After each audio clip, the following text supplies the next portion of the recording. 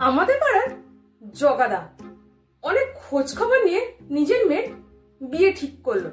ছেলে চাকরি করে, তো অনেক ধুমধাম করে জগাদা তার মেয়ের বিয়ে দিল। তো বিয়ের কিছুদিন পর থেকেই জগাদা খেয়াল করে যে তার মেয়ে সবসময় মনমরা হয়ে থাকতো, চুপচাপ থাকতো, বেশি কথা বলতো না। তো এই নিয়ে জগাদা তার মেয়েকে বহুবার জিজ্ঞাসা করে যে সে কেন এত চুপচাপ থাকে। জগাদা চিন্তা করবে বলে জগাদার মেয়ে জগাদাকে কিচ্ছুটি বলেনি। তো অনেক জিজ্ঞাসা করার পর জগাদার মেয়ে জগাদাকে বলল যে তার জামাই নাকি 1 নম্বরের মাতাল, সবসময় জুয়া খেলায় মত্ত থাকে। তো মেয়ের মুখে এই কথা শুনে তো জগাদা বেশ চিন্তায় পড়ে গেল, আর মনে মনে ভাবতে থাকলো যে তিনি যার কাছে খবর নিয়েছিলেন সবই মিথ্যা, সবই সাজানো।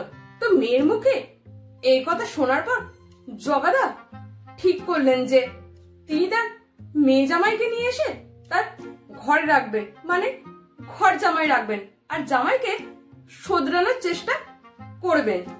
হয়তো জামাই ঠিক শুধরে যাবে।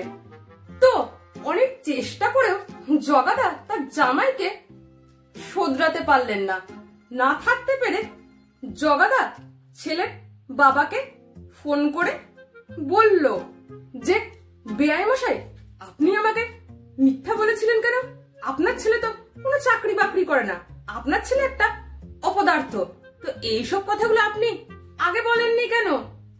মশাই, আপনি আমাকে মহান ঠকান ঠকিয়েছেন আর আমার মেয়ের জীবনটা এইভাবে নষ্ট করে দিলেন। ছেলের বাবা এইসব কথা শুনে ঠোঁট বেঁকিয়ে বলল, সোনার আন্টি আবার বাঁকা। শুনুন মশাই, ছেলেদের মধ্যে ওইটুকুনি দোষ থাকে, আর ওইটুকুনি দোষে আমার ছেলের ভ্যালু এতটুকু কম হবে না, বুঝলেন? তো ছেলের বাবার মুখে এই কথা শুনে জগাদা গেল বেজায় রেগে। তখন জগাদা কি করবে ঠিক করতে পারছিল না। এইদিকে জগাদার মেয়েও কান্নাকাটি করছে। তখন জগাদা হাতের সামনে একটা বড় ডান্টা পেল, নিয়ে সেই ডান্টা দিয়ে তার জামাইকে উদুম কেলালো। জগাদা তার জামাইকে এমন কেলালো যে তার হাড়গোড় সমস্ত ভেঙে গেল।